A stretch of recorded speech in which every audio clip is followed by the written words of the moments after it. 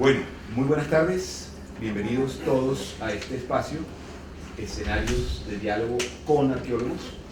En el día de hoy tenemos a una invitada muy especial, Clemencia Plazas, colega, amiga, conocida de hace 1000 años. 1000 años. Los arqueólogos. En tiempos arqueológicos. Clemencia, antropóloga de la Universidad de los Andes. ¿En qué año te graduaste? 72. ¿Cómo era estudiar antropología en esa época? Entré en el 66, 67. Gerardo Reichel estaba allí, obviamente, con su grupo de profesores, algunos maravillosos profesores. Reichel era un conferencista extraordinario, o sea, en la universidad, él y Marta Traba llenaban, o sea, la clase de arqueología con Gerardo Reichel era un salón de 300 puestos porque convocaba muchísimo, era un gran orador. Y profesores tan maravillosos como Landaburu, John Landaburu, que creo que es, yo creo que tal vez el mejor maestro de antropología o de visión antropológica, tal vez sería John, el lingüista.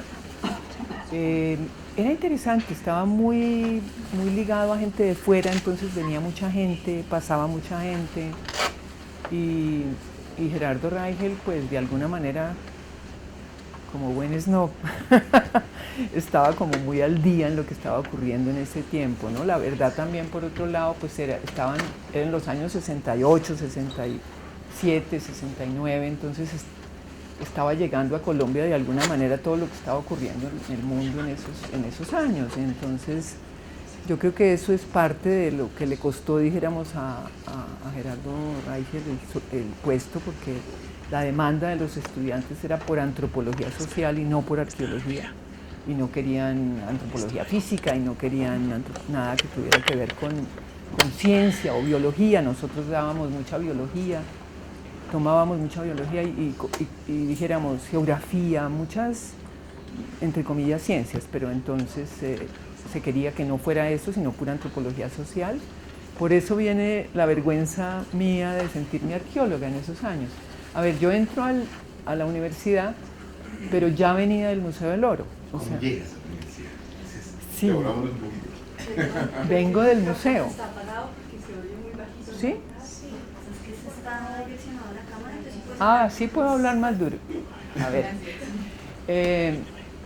Entro a la Luis Ángel Arango, al Banco de la República, a trabajar en la Luis Ángel Arango, sacando libros y atendiendo gente.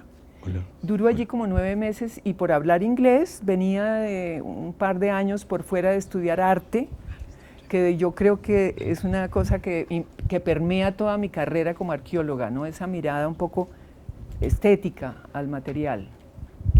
Y por hablar inglés me mandan al museo cuando están en el año 69, que están empezando en la remodelación del nuevo museo, pero entro un mes antes que todas las guías. Se supone que yo iba a ser guía. Nunca fui guía, pero toda la vida fui guía, pues todavía toca hacer tours, o sea. Pero entro al museo como guía, como les digo, entro a la oficina de museografía y entonces sabía dibujar, que es una herramienta que toda la vida he usado en arqueología y me gusta mucho. Y por saber dibujar me pusieron en la oficina de museografía y nunca me dejaron ir. Entonces, ya en la oficina de museografía, el jefe era un arquitecto que se llamaba Alec Bright, muy amigo de Reichel Dolmatov, y por ese entonces Gerardo y Alicia estaban asesorando el nuevo montaje del Museo del Oro. Entonces los conocí a los dos y empezó el periplo de tratar de que el banco me pagara una carrera, porque en ese entonces, pues, los funcionarios le decían a uno, pues está loca, si usted es mujer, ¿cómo osa pedir que le paguen una carrera? Entonces, pues, aunque no lo crean, pues tengo 70 años, son bastantes años atrás, entonces uno cree que las cosas siempre han sido de una manera, pero no. María Izquierdo en Derecho y yo como arqueóloga fueron las primeras mujeres que el banco becó para poder estudiar una carrera, pero en eso se fueron como 3 o 4 años rogando que me dejaran estudiar. Finalmente me bajaron el sueldo a medio tiempo, tenía que trabajar 40 horas y no 48, pero me pagaban la mitad, pero de todas maneras pues muy emocionante. Pues ya ahí en el museo me enteré de lo que era arqueología, porque realmente pues yo vengo, la enseñanza que me tocó pues empezaba la historia de Colombia, el primer día decían, y había unos indios que afortunadamente los españoles vinieron y les dieron lengua y les dieron religión y les dieron todo, pero yo nunca oí hablar de ningún grupo indígena, por lo menos en la época en que yo estudiaba en el colegio. Entonces me vengo a enterar de arqueología en el museo, y entonces, porque me tocaba ayudar a las exposiciones y demás, lo que se estaba haciendo, y entonces ya vengo como arqueólogo, dijéramos, a entrar a los Andes. ¿Quién dirige el museo en ese momento en el que tú entras? Luis Barriga del Diestro, que fue el hombre que lo hizo, ¿no? El hombre que armó el museo. Era un hombre más estético que técnico, o sea, él no tenía idea de arqueología, pero su mirada, era un gran experto, porque toda la vida...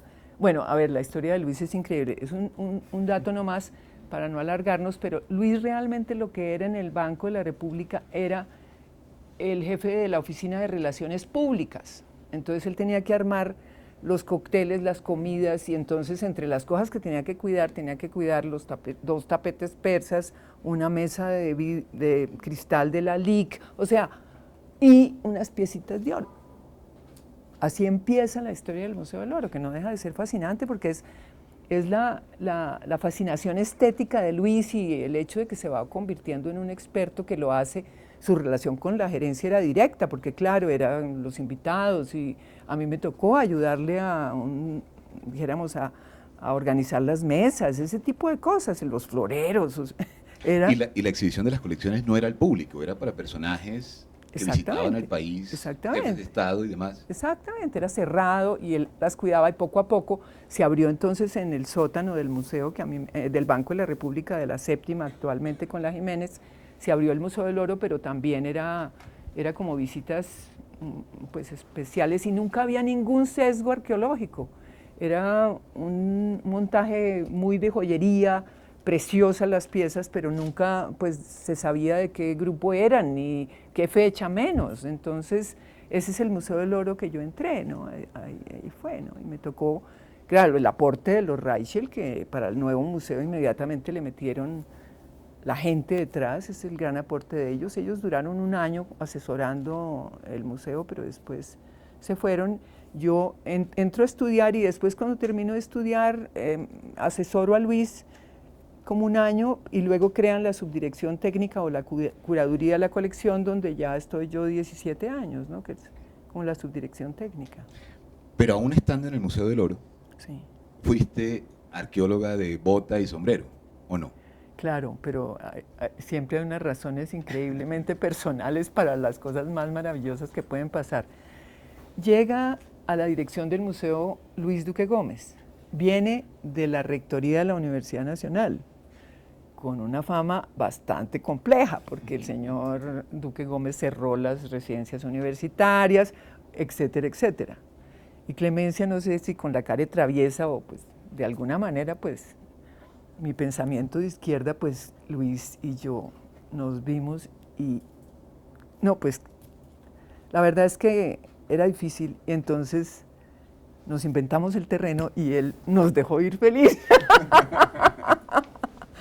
O sea, era como un pacto de... Curiosamente, después creo que la persona que más empujó para que me pusieran a mí en la dirección del Museo del Oro fue Luis Duque Gómez. Sí, es de las seducciones más difíciles que he tenido que hacer en mi vida. Un tipo interesante. Dicen que a uno lo miden por los enemigos, ¿no? Yo entendí con Luis Duque Gómez eso, porque era un personaje muy difícil, pues a nivel pues de su postura política, pero era un tipo frentero, claro, clarísimo. Entonces uno sabía qué atenerse, era un enemigo, sí, bastante... Confiable. Sí, confiable, exactamente, confiable. Sí, porque había otros complicados, ¿no? No quiero hablar mal de nadie, pero había otros complicados. Él sale de ahí a la FIAN, sale del museo a la FIAN. Pero la salida de él tiene que ver con algo que vamos a hablar. realmente a él le cuesta el puesto el canje del Tesoro Quimbaya. Si quieren, después vamos a ver las fotos, pero él realmente le cuesta el puesto el negarse a ese canje. Okay. Sí. Interesante porque cuando uno está en un conversatorio, detrás de toda la arqueología están los factores humanos, ¿no? El momento de con quién estás, en qué momento. Sí. Y solo en un espacio de este tipo se pueden ver Sí, ese tipo de cosas, porque exactamente. en las publicaciones, en las conferencias, Obviamente uno no dice difícilmente no se ven. nada. Claro. Abrimos la primera ronda de preguntas del público. Sí. Pues usted escribió un momento muy particular en la historia de la arqueología, pues de la antropología en general Sí. nacional, que fue cuando Raíl Dolmatov se va de los Andes, y pues usted lo vio como tal. Me tocó ver. Ahorita hoy en día, y especialmente desde la apertura del pregrado de arqueología al externado, se ha salido mucho una discusión que si es oportuna la separación de la arqueología de la antropología, y pues digamos acá un poco la filosofía del externado, pues bueno, se ha debatido mucho al respecto, realmente no es tanto una separación como en el estilo europeo, pero bueno, aquí se ha generado mucho, aunque no se ha dado, digamos, como tal un debate. Pero justamente me parece que particularmente ese momento que usted dice que fue exactamente que Raigel parte porque los estudiantes de los Andes pedían por esta antropología nacional, antropología social. ¿Cree que, digamos, se puede tomar algo de esa experiencia para eso que se está empezando a vivir ahorita? ¿Cree que es un fenómeno aparte? ¿Cree que es más un fenómeno de egos? ¿O qué opinión le daría a vivir ese punto específico de lo que sucedió en la Universidad de los Andes en esa década? Pues te confieso que la mezcla de la antropología y la arqueología creo que enriqueció enormemente la arqueología. Nosotros tomábamos 3 años igual, pues las mismas básicas, y en el tercer año o en el segundo año, dependiendo de los semestres que llevaras, te abrías arqueología o antropología, ¿no? Esa era más o menos la manera. Y entonces no me arrepiento de haber tomado lingüística y haber tomado muchas carreras antropológicas, muchas materias, porque, y eso era parte de lo que yo les quería comentar como arqueóloga, porque ese límite entre antropología y arqueología, aunque la institución la nombre, ¿no? Pues es bueno ese matrimonio es maravilloso, a mí me parece. Es más, pienso que la arqueología es una excelente excusa en campo para hacer antropología. Yo tengo varias anécdotas con antropólogos. Me acuerdo alguna vez en la playa del Viento, yo tenía una pequeña casita ahí donde descansábamos del San Jorge, porque cuando hacía uno arqueología pues eran 5 semanas que no podías parar ni sábados ni domingos, y después nos íbamos una semana. Entonces una vez estaba allí un antropólogo y entonces en un momento dado dijo: ¡ay, son las 4! Perdón, me tengo que ir a jugar dominó. Y la costa y el dominó a mí me encantan, el ruido de ese dominó cuando uno está tratando de dormir, no, la costa el dominó es una cosa súper interesante en la costa atlántica. Entonces, ¡ay, te gusta el dominó! Me dijo: no, lo detesto, pero es que me toca ir porque no ve que es antropología participativa. Y entonces yo me acuerdo la discusión con ese personaje y le dije: pero oiga, ¿usted cree que la gente es idiota? O sea, claro que usted te nota que odias el dominó, ¿o no? Y no, pero ¿cómo así? Es que toca jugar dominó porque esta es la hora del dominó. Y entonces ese día tuve más conciencia que nunca de lo chévere que es la arqueología, porque la arqueología te da la excusa de los tiestos, de la búsqueda, de la bolsita, del papel de aluminio, de los tags, de toda esta cosa, y no uno como un idiota con una libreta, pero diciendo: bueno, ¿y qué va a hacer hoy, no? Bueno, pues estas son iguales a las nuestras de campo, pero bueno, ¿y qué vas a hacer hoy, no? O sea, a veces uno piensa en los antropólogos en ejercicio. Es muy difícil seguir a la gente en el quehacer diario, o sea, tomarle fotos, es difícil. En cambio, los arqueólogos tenemos la posibilidad de estar en campo. Y muchas veces, fíjate, yo no sé si les pasa a ustedes, pero nosotros en el San Jorge, por ejemplo, muchas veces estábamos viviendo, por ejemplo, en Cuiva, que era un pueblito levantado en una isla del río. Y nosotros estábamos viviendo lo mismo que estábamos excavando. O sea, nosotros estábamos excavando icoteas y y pescado y no sé qué, y llegábamos a bañarnos en el caño, y inmediatamente le decían a un peladito que se llamaba el pibe, y el pibe saltaba en un caballo a pelo, y iba y arponeaba una icotea y venía y nos la comíamos, o sea, entonces estás viviendo, o sea, en muchos sectores de Colombia la vida no ha cambiado. Entonces, a mí sí me parece muy importante que los arqueólogos sientan que no hay una división tajante entre antropología y arqueología para poder sacar de la experiencia de campo las dos cosas, la experiencia vital, que es la que te va a dar tantos hints, y la arqueológica. Bueno, aquí es Clemencia Plazas de Museo del Oro, ahí está en un tour. A propósito, no sé si ustedes conocen esta persona que es Lina Espitaleta, que fue directora de la biblioteca muchísimos años. ¿Tú no la conociste? Yo la quise mucho, fue una persona muy importante y muy importante para la biblioteca de acá. Estamos ahí con Duica, que es un filósofo pero antropólogo, que él curó una exposición que se llamaba La música de la vida. Entonces estamos como inaugurando la muestra. Y pues la cara de funcionaria pública. Trabajé 33 años en el museo, de los cuales 17 en la subdirección, en la curaduría, 10 en la dirección y el resto pues estudiando y eso, pero sí, muy vinculada a ella. Clemencia, después yo estuve en el Museo del Oro también, y una de las cosas que decían de tu trabajo allí era que habías pasado por todos los cargos, y conocías, podías dirigir perfectamente porque conocías todos los movimientos que hay en un museo, y además en un museo muy particular como ese. ¿Quieres contarnos algo de eso?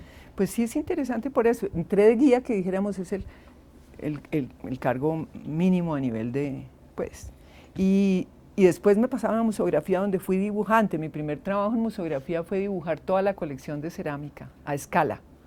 Y claro, todo iba muy bien y las urnas eran fantásticas, pero cuando llegué a los 637 torteros Quimbaya, y me tocó dibujar los 637 torteros Quimbaya a escala. Pero di tú, esas son las cosas intangibles. Estábamos hablando hoy del dibujo, lo que ha sido el dibujo para mí como arqueóloga. El dibujo, y en este caso tocar el material, es aquello que te va dando ese conocimiento del material que no es razonal, que no viene de la razón, sino que viene del peso, del olor, de la humedad, de si es porosa o no esta pasta, de si es rellena la decoración de pasta blanca o no. O sea, es ese aprendizaje visceral que tiene uno cuando dibuja, por ejemplo, ¿no? Porque hay una anécdota buena de un tipo que hizo una tesis sobre Beowulf, el escritor inglés, que pidió un permiso para la biblioteca que le sacaran el libro original, y claro, le sacaron esto, una señora con guantes, todo. Y el tipo abre su cartera y saca un libro igualítico, con cuero, saca una pluma y un tintero, y empieza a copiarlo. Un libro de 600 páginas, y la bibliotecaria le dice, pero ¿cómo cree? Si usted tiene 15 minutos para mirar el original. Y le dijo, yo llevo 15 años estudiando esto y no podría aprenderlo si no es copiándolo. Pero ven, es ese como conocimiento visceral que uno puede tener con el material. Entonces a mí el dibujo me ha servido mucho, sobre todo en el trabajo iconográfico. Mi tesis tiene 500 dibujos míos y siempre he dibujado, porque para poder como contrarrestar los grupos de piezas, para esta clasificacionitis que nosotros tenemos, el dibujo es muy importante. Clasificacionitis. Sí, sí. Muy bien. Clemencia, dirigir el Museo del Oro te puso en contacto con presidentes, ministros, jefes de Estado. ¿Qué te dejó al final esa experiencia? Una arqueóloga que llegó a eso y seguramente tuvo que soportar muchas presiones, porque creo que nuestros gobernantes no siempre han sido muy conscientes de esa idea del patrimonio que defendemos y demás. Hay por ahí historias medio oscuras, ¿o no? Sí, pues, ¿qué te digo? El contacto con personajes fue desde el principio, porque uno como guía lo tiene. Y de esa manera, pues con el rey Juan Carlos de España en un tour una vez le dije, hablando de Quimbaya, que mire estas piezas están espichadas, y yo hablaba de espichadas y espichadas. Y el rey le miraba a los que lo acompañaban y claro, pues, no, pues me tocó decir que no. Por ejemplo, una vez con el emperador Akihito, estábamos mirando las urnas de Tamalameque, que son estos los muñequitos que bracitos. están así, sí, ¿no? Que están así. Entonces yo le dije que eran entierros secundarios la mayoría de las urnas funerarias, pero que había unas como esas que eran de entierros primarios. Y él, que es una cosita así de grande, me dice, ¿verdad? No puede ser, pero ¿cómo caben ahí? Y él, era perfecto.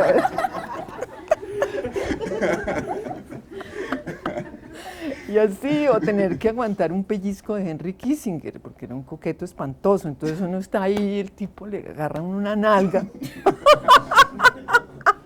O sea, ¿qué te digo? Es Ay, una vez Gabo vino con Kissinger y con Agnelli, el dueño de la Fiat.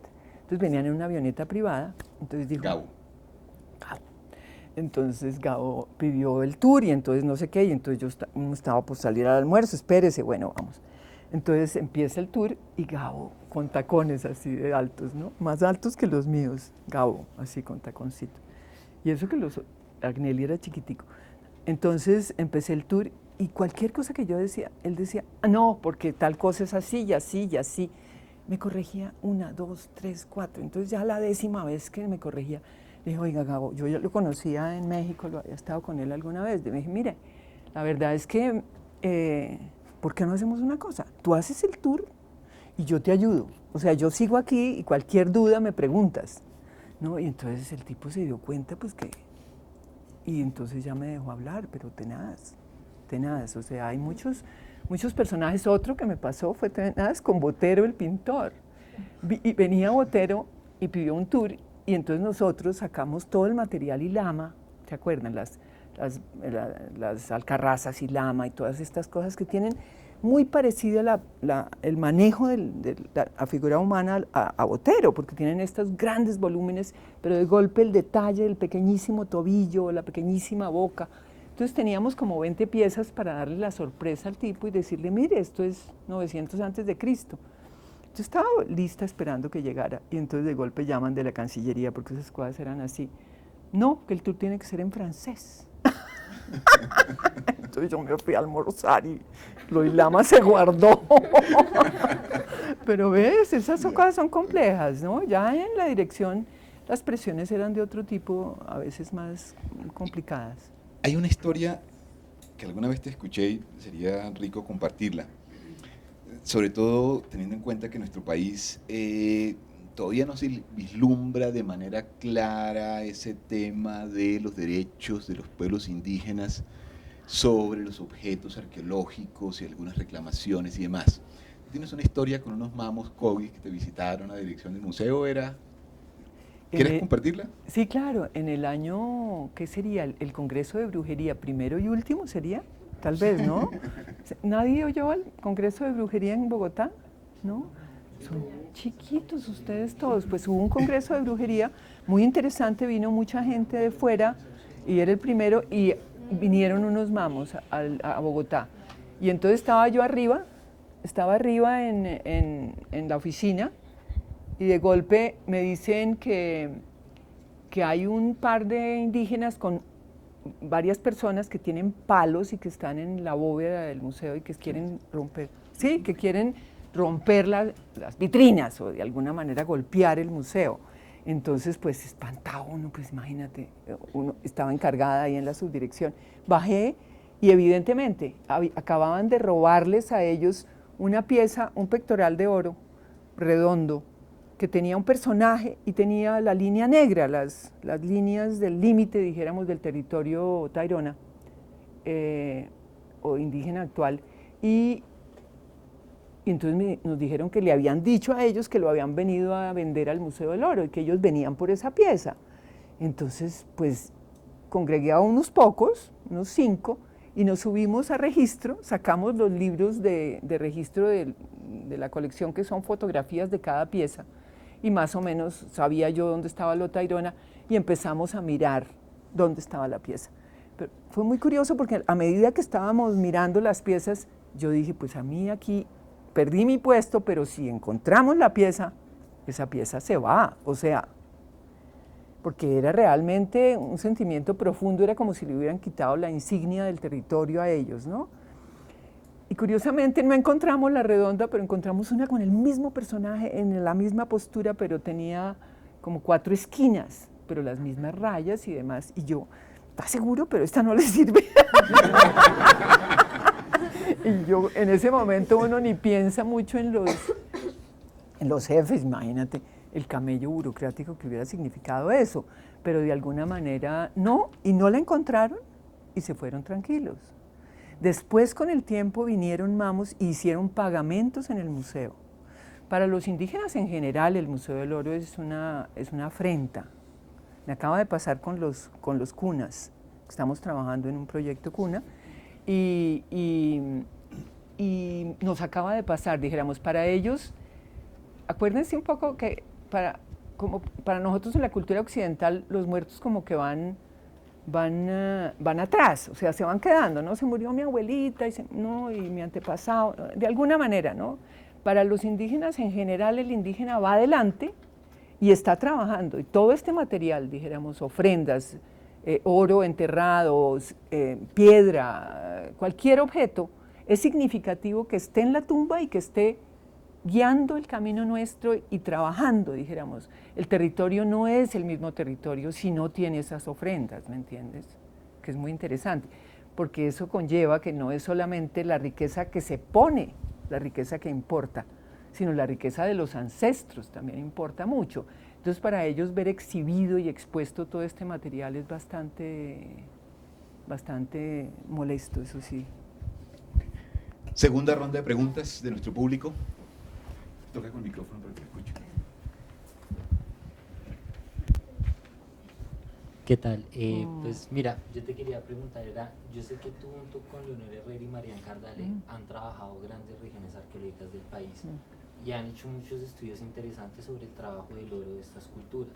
Mi pregunta es, ¿cuál podría ser el siguiente estadio o el siguiente nivel del estudio del trabajo del oro aquí en Colombia, de esas culturas prehispánicas? Pues muy chévere porque me llevas a un tema. ¿Quieres tú? ¿Lo quieres tú? No. Bueno, ya, él ya acabó. Mira, me llevas a un tema importante que tenía que desarrollar, que son como los 3 estadios de la investigación mía y de mucha otra gente, porque éramos un grupo grande de investigación en el museo. Durante los primeros años, mi tesis misma de pregrado se llama Nueva clasificación, uno de alumno como es de pretencioso, que y además todo lo nuevo se vuelve viejo, pero bueno, era interesante porque era como la primera vez que se usaban los computadores en una clasificación, y claro, el computador del banco era un cuarto enorme, y había que ir con los asesores y le entregaban a uno unas tarjetas así perforadas y tenía uno que chuzarla con una aguja y hacer así lo que quedaba en la aguja. Era lo que, el tunjo que tenía la mano así, bueno, más o menos. Pero de todas maneras, mira, mi tesis empieza por analizar cómo estaba la situación de clasificación del museo y como anular muchos de los grupos que estaban hechos como por estilo, de una manera subjetiva. Entonces, durante muchos años trabajo en clasificación. Se crean las bases de datos para la clasificación de las piezas, o sea, y se logra como llegar a una cosa que es forma-función, que es muy arqueológica, yo creo, porque la forma no está exenta de la función. Entonces, cuando tú empiezas a clasificar, acabas dándote cuenta de que todos estos tipos de borde corresponden a una vasija, por decir algo, globular o viceversa. Entonces, forma y función van juntas. Eso se volvió como el ABC de la clasificación del museo. Eso fue por lo menos unos 8 años o algo así. Después vino una investigación tecnológica muy profunda. ¿Por qué? Porque yo veía que para ustedes, los arqueólogos, como para mí, es la cerámica la que nos da las pautas de trabajo, ¿no? O sea, aunque tú cabes una región con oro, como el San Jorge o el Sinú, pues es la cerámica la que nos va diciendo las fechas o en qué época, o qué dispersión tiene y demás.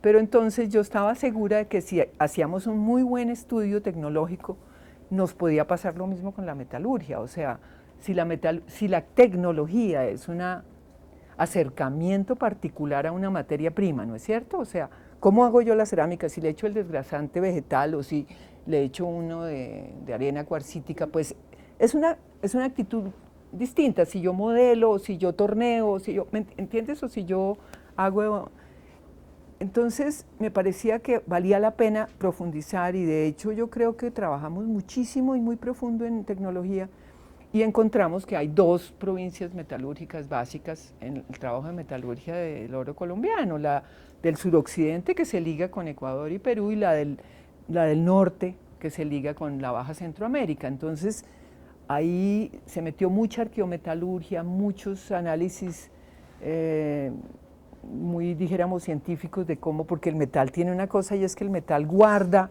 la memoria de su trabajo, o sea, por medio de los análisis se puede saber si la pieza fue primero fundida, cuántas veces martillada, si fue aliada, o sea, el metal es una materia muy bonita porque siempre guarda la memoria. Y yo creo que valió mucho la pena el trabajo. Pero, si quieres pasa a la próxima. Sí, y te tengo una pregunta sobre eso. Bueno. Mencionabas este libro y el trabajo sí. en la región Zenú. Vamos a ir saltando temas. Aquí estamos. Y hablabas de este libro y de los trabajos que hiciste tú con Ana María Falchetti. Y Juanita Sáenz y Juanita Obregón. Sáenz, eran Los Ángeles de Charlie, ¿no?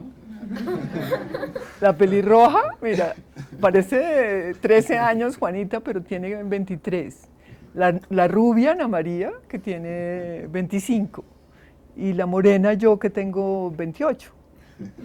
Claro, 3 viejas en la costa, no con plata, pero teníamos el jeep y había que pagar obreros y había que tener equipo. Teníamos muy poco, dijéramos, no era un proyecto como Nueva Esperanza, ¿no? 83 arqueólogos, sino era un trabajo muy humilde, por decirlo de alguna manera, pero acabamos excavando 120 sitios arqueológicos y haciendo una gran, dijéramos, lo novedoso en ese momento del trabajo era precisamente trabajar asentamientos y no sitios, o sea, no quedarnos en un sitio, primero porque no podíamos, porque siempre las inundaciones en la zona eran muy complicadas, y segundo porque queríamos ver precisamente el fenómeno en área, y el área era tan grande. Allí fue clave, fueron la interpretación de las fotografías aéreas que las hacíamos previamente, se salía al terreno, entonces uno ya iba al terreno sabiendo qué tipo de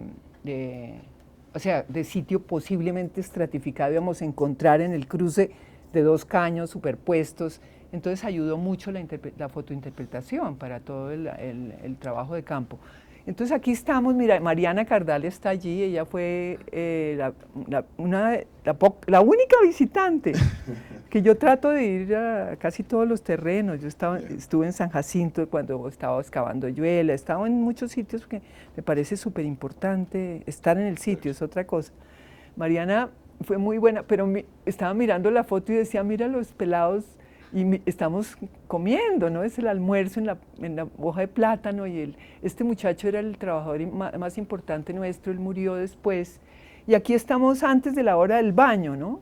Que la hora del baño era con todas estas peladas y nos prestaban el chingue pues para ir al caño porque, claro, la gente apostada ahí a mirar bañarse las cachacas y uno con el chingue y la linterna y el jabón y el agua, porque además había que echarse agua con tutumas y además el agua olía a caño porque era verano, entonces los caños estaban súper secos y olía horrible, entonces era uno, déjeme el jabón, por favor, que es mejor oler a jabón que a caño, ¿no? Ese tipo de cosas, pero de los momentos de intimidad más interesantes con las mujeres fueron los baños en el caño, porque claro, era el momento de la intimidad y la sorpresa porque uno tiene pelos o ese tipo de cosas que ellas no tienen. ¿Estamos hablando de qué año más o menos? Mira, estuvimos excavando desde el 76 hasta el 86, tal vez antes, desde el 74 al 70, sí. Clemencia, y sobre ese proyecto en el que estuvo involucrado el Museo del Oro, el IMAT, que era el IDEAM de la época, sí. El Agustín Codazzi, si no estoy mal, estaba el profesor Van der Hamen. Tantos años después, ¿qué pasó con ese proyecto? Además, creo que estaba involucrada la Presidencia de la República. Era un gran proyecto, ¿no? No era chiquitico, pero hacía mucho ruido. Era chiquitico porque primero el banco no era una institución que pagara arqueólogos, o sea, que tuviera arqueólogos. Ya les conté, Luis Duque Gómez, nosotros queríamos estar en el campo. Hacía muchos años habíamos oído hablar de cosas muy interesantes en el Zinú. O sea, de todas maneras uno en el Museo del Oro estaba al tanto, como tú dices, de toda la arqueología que estaba ocurriendo en Calima, en todas las zonas orfebres, en San Agustín, en todo. Estaba uno siempre muy metido en todas partes. Pero en el San Jorge, curiosamente, pues ningún arqueólogo había entrado. O sea, lo había visto James Parsons desde el aire, Sí. y Reichel pero él nunca entró. Él lo había repetido, lo de Parsons. Pero nosotros fuimos como los primeros arqueólogos en entrar, pero claro, nosotros fuimos llevadas por gente que venía vendiendo piezas y que vio estas construcciones y que le parecía muy interesante. O sea, no sé cómo lo hagan ustedes, pero, y si es, porque como la doble moral a veces uno lo, por ejemplo a mí por estar contaminada con material orfebre guaquiao, pues yo estoy súper, a propósito, pues o sea, siquiera no me dan la mano, porque para muchos arqueólogos hoy yo estoy súper contaminada, claro. Entonces, pero nosotros cuando íbamos a terreno siempre íbamos a varios sitios importantes, o sea, era hablar con los guaqueros, pues había que conocerlos en el sentido en que, y no sé, pero uno bien amateur, porque pues no sabe mucho, y menos de la estratigrafía de la región. Y los sitios que uno quiere visitar, pues los guaqueros eran buenos informantes y conocían la estratigrafía regional. Ustedes si han salido ya al terreno saben que cualquier zona tiene una problemática distinta, cada zona tiene una problemática distinta, entonces ese era. Otro, joyeros, y el tercer visitante era generalmente el dentista, porque al dentista le llevaban las piezas para hacer las calzas y el tipo se quedaba con las piezas y ponía las calzas, entonces él generalmente tenía piezas de oro, entonces uno visitaba ese tipo de personas en el terreno, pero era un proyecto muy pequeño a nivel de esto. Lo que pasa es que, por ejemplo, a lo largo de los años viene a la dirección del museo María Elvira Bonilla, hay problemas con María Elvira y la presidencia de la República nos salva y nos da 1 año o 2 años de trabajo para hacer una adecuación de un modelo hidráulico parecido, ¿no? Finalmente eso no se logró porque llegaron ya lo concreto. Sí, estos son pues algunas de las fotografías tomadas. Estas las tomé yo en un vuelo que me llevó Rudolf Schrimpf, el marido de Mariana, y entonces las tomé yo, pero lo que quería contarles con esto es de todas maneras la paciencia un poco que uno tiene que tener como arqueólogo, porque generalmente cuando uno sale a terreno, por decirte algo, todo el Valle del Cauca o la zona Calima, pues tú ves las colinas más o menos, entonces dices, bueno, a ver, esto es natural, y ay, hay un boquete allá, artificial, a lo mejor un sitio de habitación, ¿no? Generalmente es el juego entre lo natural y el cambio, ¿no? Lo artificial, para poder, un camino, ¿no? Un camino que si va en zigzag es de mula, que si va derecho es de indio, esas cositas, dijéramos, que uno aprende en el campo. Y entonces, más o menos entramos al San Jorge con esa idea, pero a los 5 años, me acuerdo como si ese día fuera una epifanía, el día que me di cuenta de que todo era artificial, no era un medio natural que había sido modificado por el hombre, sino que todo era artificial. Ese día empezó el trabajo a rendir, o sea, la dimensión del trabajo cambió completamente. Entonces ustedes ven, por ejemplo, en este manejo de ese caño que va por la mitad, ven los más chiquitos, todo, esto es un sitio de cultivo comunal, o allá en ese caño ven las plataformas de vivienda con los túmulos funerarios. Entonces, lo que pensábamos al principio, aterraron para hacer una casita y no sé qué, pero pensando que el medio era natural y que ahí había un sitio tal vez importante, todo era artificial, ¿no? Pero nos tocó esperar 5 años.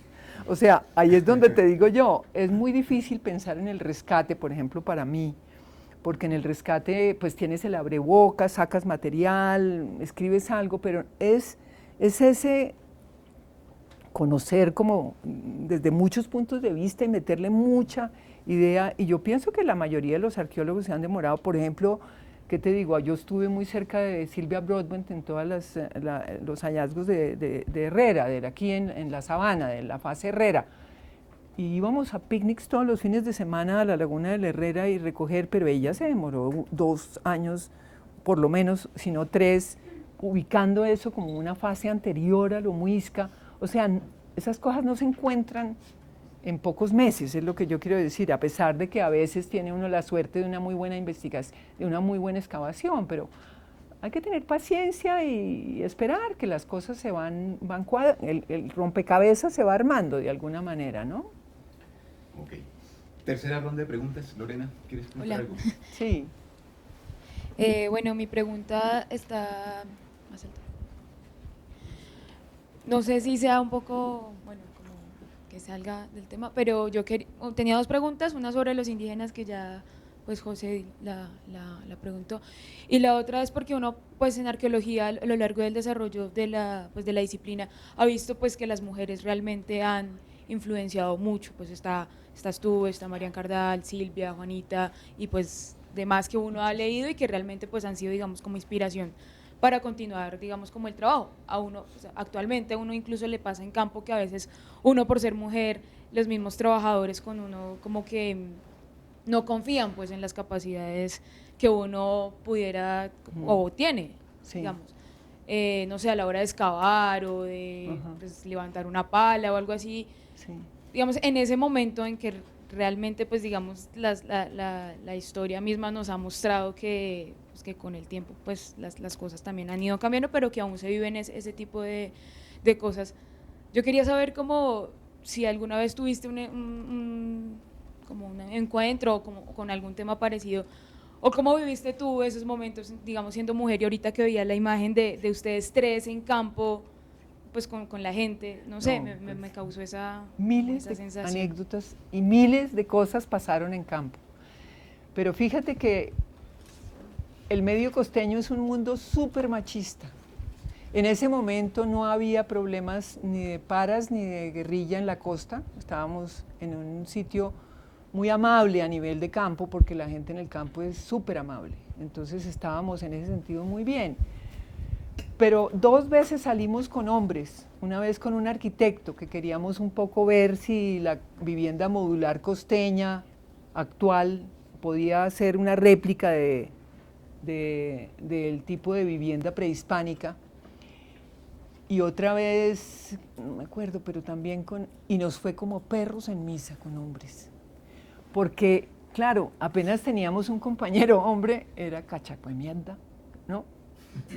Te jodés porque te jodés. O sea, en cambio, claro, la argucia de mujer, pues uno ya, pues para haber llegado al banco y ese tipo de cosas, pues uno sabe que toca, ay señor, ayúdeme. Yo me acuerdo una vez, pues nosotros andábamos en el jeep buscando dónde nos permitían colgar la hamaca y seguir al otro día cuando estábamos buscando, pero no en un sitio, sino más o menos. Entonces una vez llegamos a un sitio, como a las 6 de la tarde, muy cansadas, estábamos con este muchacho que murió, estábamos Juana y yo, creo, y llegamos a la casa de 3 tipos que no se sabía cuál era peor que el otro, o sea, uno tenía un machetazo así en la cara, no. Y entonces, esto eran las 7 de la noche, ni modo de salir corriendo, entonces yo me acuerdo que me dirigí como al que yo pensé que era peor, porque no me podía equivocar, tenía que ser el peor. Y entonces le dije que si nos daban no sé qué, el permiso, que colgar la hamaca, que sí, generalmente nos prestaban la pesebrera, lo que fuera. Bueno, entonces empieza el tipo, y no les da miedo tan solitas por aquí, no sé qué. Y nosotros, no, le dije, ¿cómo me va a dar miedo si es que gente como usted nos cuida? Es que Y esa es perfecta la estrategia, o sea, tiene que ser el peor y tiene que ser bien macho, y entonces uno, pues, cuídeme por favor, ¿qué hay, no? Al otro día a las 5 de la mañana, corra, mijito, porque no se sabía qué, pero di tú, ese tipo de eventos esa noche la sentimos mucho, y además, claro, no solamente éramos arqueólogas, sino la vivencia, de todas maneras, nosotros nos metíamos en corralejas y bebíamos ron y bajábamos las aspirinas con ron, porque pues con cerveza, pues a mí me dolían mucho las coyunturas, porque la situación de clima es durísima en el San Jorge, son 40 grados y de una alta humedad, y la cerveza caliente le acaba a uno fascinando, porque no había nada que hacer, o tomabas agua horrible o cerveza caliente, entonces pues Entonces la interacción con la gente era, pero los hombres fueron nuestros aliados, las mujeres no tanto. Porque Ok. para unas mujeres 3 cachacas venidas de... pues,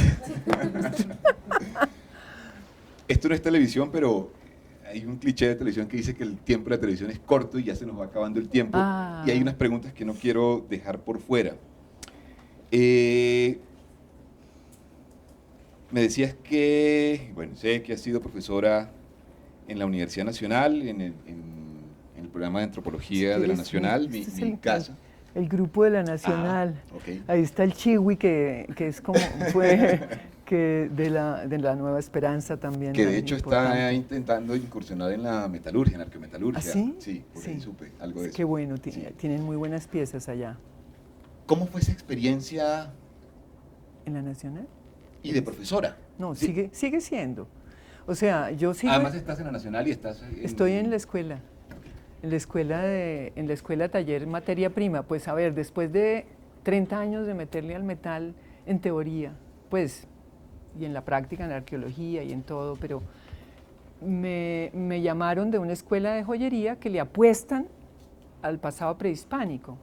Porque esta gente que hace joyería contemporánea, pues ven que la joyería contemporánea es igual en todo el mundo, parecida.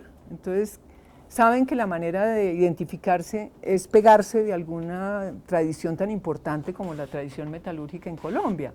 Entonces me trajeron como maestra, pero me metí de estudiante y ahora ando de joyera machacándome, quemándome, mire, sí, encantada, llevo todo el año en el básico de esto, pero estoy enseñando allá. Y lo mismo en la Nacional, me encanta, la Nacional fue una maravilla. Por ejemplo, estos muchachos armaron un grupo de estudio y se vinieron para mi casa y duramos un año más. O sea, tú das como maestro y nunca es suficiente. Entonces quieren más y no sabían dibujar, entonces en la casa yo les enseñaba a dibujar cerámica. O sea, estas herramientas que se sentían bastante flojos. Ajá. Entonces fue excelente para mí la Nacional. No, me encanta. Ok. Y, bueno, creo que no has dejado de ser nunca arqueóloga. Sí. ¿En qué estás trabajando ahora? Pues uno de los trabajos que tenemos es una exposición de molas que se abre ahorita el 29 de septiembre en el Museo del Oro. Como todo en la vida, yo no sé si el tiempo arqueológico se modifica en el caso de uno, pero llevo 10 años trabajando en esa exposición. Y fue muy interesante por la intervención de los indígenas en esa exposición. O sea, desde el año 91 la ley exige que cualquier proyecto que tenga que ver con indígenas pues tiene que contar con ellos de alguna manera, la consulta previa y demás. Pero eso no lo entienden muchas instituciones, incluyendo al Museo del Oro del Banco de la República. Entonces nos fuimos con Maybe, que es la dueña de la colección, a Arquía, estuvimos allá, nos fue regular porque claro, preguntas como, pero mire, el Museo del Oro va a hacer una inversión inmensa, 9 años va a estar girando esta exposición, ¿y cuánto cobran? No cobran, pero ¿cómo así que no cobran? Entonces, ¿qué nos van a dar a nosotros? No, pues ¿cómo vamos a cobrar? Si es que son programas de la identidad nacional. Entonces, claro, los indígenas le dicen a uno, pues será un problema de identidad suyo, porque yo la tengo clarísima. Claro, entonces uno se siente un idiota. Porque es cierto, ¿cuál problema de identidad nacional puede tener un indígena con una anarquía? Pues ninguno. Entonces así hasta lograr convencer no solamente al grupo indígena, sino al Museo del Oro del Banco de la República, que la hacíamos con ellos o no la hacíamos. Y la hicimos con ellos y fue fantástico. La primera reunión de curaduría con Amelicia, se llama la indígena que está trabajando con nosotros, fue vergonzoso, porque uno que se siente libre de prejuicios y no sé qué, llegué yo con mi guión y empiezo a leerlo y dije, no, pues la diferencia entre un bicho, un insecto, porque era cuántos son, dónde viven, ¿no? Era taxonómica, o sea, mi guión era descriptivo, ¿no? Y con ellos, o sea, ellos hablan de las molas como dibujos de protección y saben cuáles son y por qué. Entonces, claro, la exposición surgió de la esencia misma del problema, pero uno como blanco que se acerca, pues no teníamos cómo saber ese tipo de cosas. Entonces fue una experiencia, ha sido una experiencia muy enriquecedora. Ok. Última ronda de preguntas, ya para cerrar. Si hay alguien que quiera...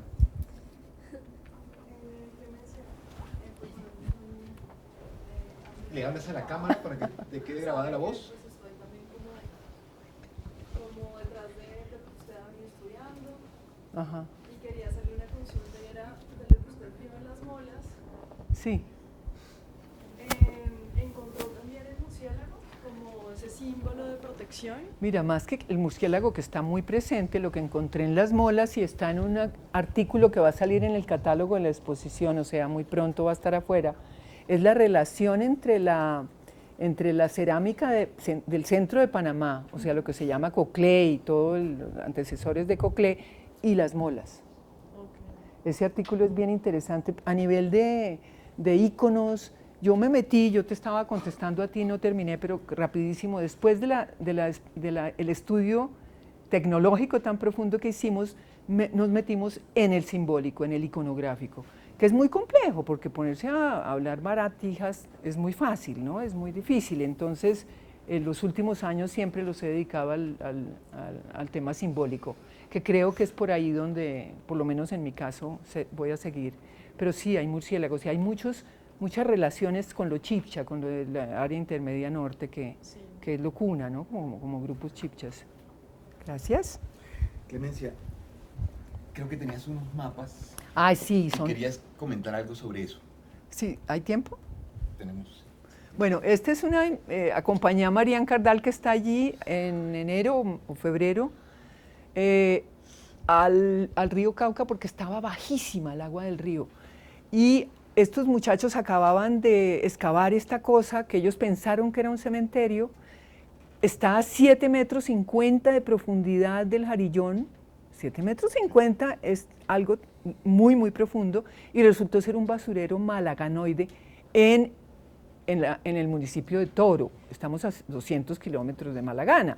Entonces la cosa se pinta muy interesante, pues es una excavación de Mariana y de su gente, pero eso fue la salida de este año, y sigue en los mapas. Ah, bueno, esmeraldas, que es un tema que no toco porque es muy complejo, pero es fantástico. Estoy metida investigando esmeraldas prehispánicas, porque hay calimas, hay tumacos, hay maraganas como estas, que son muy tempranas, o sea que el comercio de esmeraldas debió ser muy anterior a lo muisca, ¿no? Debió ser herrera y debió ser a lo mejor ligado al comercio de la sal, y me interesa mucho ahora probarlo, pues.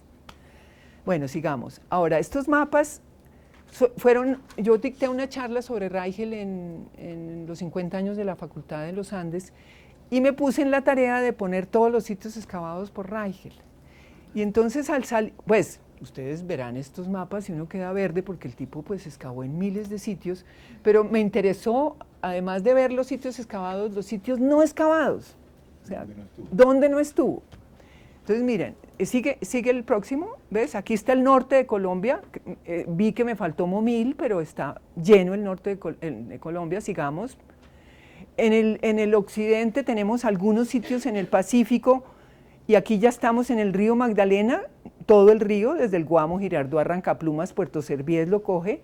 Pero miren, aquí en este mapa se ve una ausencia absoluta en todo el valle del río Cauca.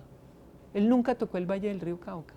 Y yo me acordaba que el primer día que entré a clase, entré tarde, subiendo pues desde ahí, no sé, un poquitico tarde, pero bueno, y él era súper bravísimo. Entonces entré, y apenas entré por la puerta, el profesor Reichel dice: el oro ha sido la maldición de la arqueología colombiana. Así me recibió de entrada. Y yo venía del museo, pues claro, él sabía también. Yo pienso que eso fue lo que lo alejó a él de todo el valle del río Cauca, la guaquería de la zona. Y tampoco trabajó en la zona muisca. O sea, tiene una excavación en Soacha muy, muy, muy puntual, pero nunca, mira, ni Boyacá ni Soacha. Le pregunté a Mariana ayer, ¿por qué crees que fue eso? Y me dijo, la verdad es que en esa época la arqueología era muy sectorizada, y Silva Celis era Boyacá, feudos, eran, ¿no?, feudos, entonces tal vez por ahí. Pero no deja de ser interesante esas ausencias. Ya, okay. Muy bien, muy bien. Ya. Y este es el tesoro que invaya que les contaba del canje con Luis Duque Gómez, no es más. Cuéntanos. Ah, bueno, Miren, habíamos propuesto un canje, yo lo propuse como en el año 72. De estas 6 piezas eran las que iban a venir del Tesoro Quimbaya y iban a ir 100 piezas de Colombia repetidas, o sea, falsa filigrana del Sinú, orejeras Tayrona muy repetidas. Un poco el gancho que teníamos con España era, miren, ustedes pueden tener un pequeño Museo del Oro con una muestra de todas las culturas en Madrid que les puede servir mucho, pero por favor devuelvan estas piezas. Entonces se planteó ese canje, pero con los años se fue desvirtuando y un presidente del país muy ligado a España en un momento dado dijo, ya, el canje está arreglado, pero en vez de venir estas 6, venía esta y esta, o sea, las menos importantes, y en vez de ir 100 piezas de Colombia, iban 350 piezas de Colombia. Entonces yo paniqué porque, y tú, el proyecto de planteamiento era mío y esas cosas que dice uno, pues, yo tengo que seguir pudiendo dormir con mi conciencia, y además lo que se hizo con el Tesoro Quimbaya, que fue el regalo de Colombia, pues se iba a hacer peor otra vez. Entonces en ese momento nombran a Luis Duque Gómez director del Museo del Oro, y en la primera ocasión que pude le conté la historia y él en par segundos, o sea, muy claramente me dijo, baja a la reserva, todas esas cajas de piezas escogidas, las pones en su sitio de origen, rompe todos esos documentos y este canje nunca ha existido. Berraco. ¿Ves? Pero eso le costó el puesto. O sea, ese personaje que era embajador en ese entonces, después ya era presidente y lo echó. Okay. Que todavía está vivo, ¿no? Todavía está... No, sí, claro, sí. Él sí. Clemencia, no sé si quieres comentarnos algo más. Antes que nada, quiero darte las gracias por aceptar esta invitación. La aceptaste de una. Y me encanta que hayas venido a compartir este espacio, básicamente con jóvenes que aspiran a construir un futuro profesional en un país que tiene muchos desafíos hoy. Entonces, fantástico. Muchas gracias por venir y no sé si quieras cerrar con algo, un comentario particular. Pues felicitarlos, a mí me encanta la arqueología y me parece una machera ser arqueóloga. Me parece que esos momentos epifánicos que le da a uno la arqueología son únicos porque uno siempre siente que es el primero que está mirando un fenómeno y eso es maravilloso. Además es la posibilidad como de eso. Mis 2 maridos, iba a decir, han sido escritores, pero sobre todo el segundo era un escritor de ficción. Y yo decía, qué bien estar casada con el escritor de ficción, porque pues es la manera de poder recrear mundos como los de la arqueología. O sea, yo nunca me he creído el cuento de la ciencia pura y menos en arqueología. Creo que hay que tener mucha imaginación y mucha soberbia para lanzarse sobre todo a publicar y mucha humildad para decir que uno se equivoca. Pero les auguro buen viento y que se lo gocen. Es lo que he tratado de hacer en mi vida. Soy una nerda, pero súper rebelde, pero muy nerda. Me acabo de graduar hace 2 años de doctorado y espero que la publiquen próximamente la tesis pues, para que la puedan conocer y degustar. Pero gócense la vaina que hacen. Yo creo que esa es la mejor... el mejor consejo que les puedo dar. Ok, Clemencia, muchas gracias. A ustedes muchísimas gracias por asistir masivamente. Los invitamos a que nos acompañen el próximo 5 de septiembre con Santiago Giraldo. Vamos a hablar de arqueología de la Sierra Nevada de Santa Marta. Vamos a hablar de cómo la arqueología puede proyectarse en la comunidad de diversas maneras, no solamente a través de la investigación. Y 15 días después de Santiago, invitamos a Leonor Herrera, que también tiene otras historias fabulosas, y luego continuará el ciclo. Quiero agradecer a Carol Contreras, nuestra anfitriona en la biblioteca, quien aceptó también esta propuesta de una. Y bueno, muchísimas gracias a todos. Un aplauso para Clemencia, por favor.